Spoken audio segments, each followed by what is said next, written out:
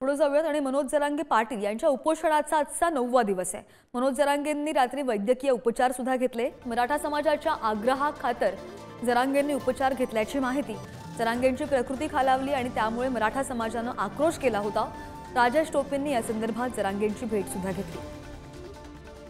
मराठा आंदोलक मनोज जरांगे यांच्या आमरण उपोषणाचा आजचा 9वा दिवस आहे। काल रात्री समाज बांधवांच्या आग्रहाखातर मनोज जरांगे यांनी उपचार घेतलेले आहेत। मी सध्या उभा आहे अंतरवाली सराटीमध्ये आणि आपण या ठिकाणी पाहू शकता जरांगे पाटील सध्या आराम करतायत। आज जरांगे पाटलांच्या उपोषणाचा 9वा दिवस आहे। आपल्यासोबत या ठिकाणी काही वाशीहून आलेले काही मराठा बांधव आहेत, आपण यांच्याशी बोलूया।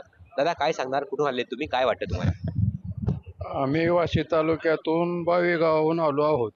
तरी मराठा समाजाला तात्काळ आरक्षण सरकारने जाहीर करावे ही आमची विनंती आहे। दादांच्या उपोषणाचा 9वा दिवस आहे, त्यांची प्रकृती 9वा दिवस आहे, याची काळजी सरकारने घेऊन त्यांना तात्काळ त्यांचं उपोषण मागे घेण्यास भाग पाडावे ही सरकारला आमची विनंती आहे।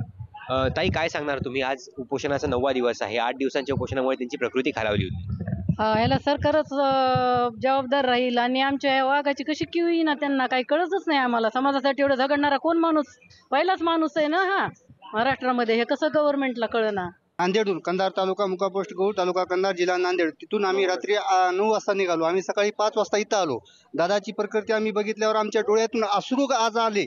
आम्ही अक्षरशः डोळ्यातून मी आज लढलो, इथं बघितल्या।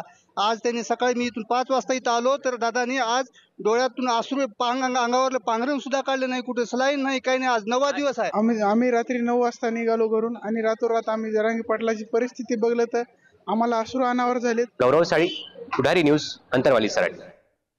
आणि जरांगेंनी ज्या मागण्या केल्यात त्या मागण्यांवर काँग्रेसचे नेते पृथ्वीराज चव्हाण यांनी सुद्धा प्रतिक्रिया दिली आहे। काय म्हणालेत पाहूयात।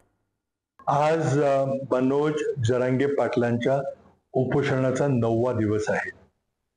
त्यांची प्रकृती दिवसेंदिवस खालवते आहे असे समाचार येत आहेत।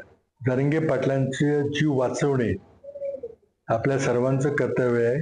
माझी सरकारला विनंती आहे की ज्या काही मनोज जरांगे पाटलांच्या मराठा समाजाच्या वतीनं मागण्या आहेत त्या मागण्याचा गंभीर विचार करून त्यांच्याशी चर्चा करून कोणाची मदत लागली तर ती मदत घेऊन त्यांना काहीही प्रयत्न करून त्याचं उपोषण थांबवून त्यांचा जीव वाचवणं हे अत्यंत गरजेचं आहे।